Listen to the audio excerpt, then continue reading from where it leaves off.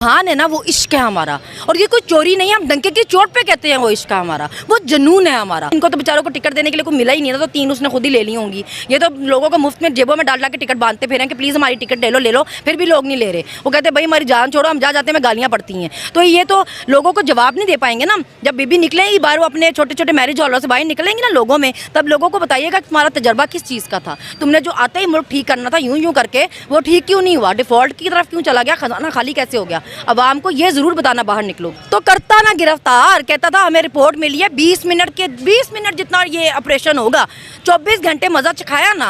और इतनी मार खाई है यहाँ पे जो सपोर्टर था, क्योंकि यहाँ पे मना करते थे आप आगे से ना मारे, ये मना करते थे। ये इतने बड़े झूठे हैं, इनके पास देखे 100 फुटेजेस पड़े होंगे, वीडियोस पड़ी होंगी जिसमें इनके पास असला था, गन थी, डंडे थे, हर चीज़ थी, और मुकर गए कि हमारे पास असला नहीं था।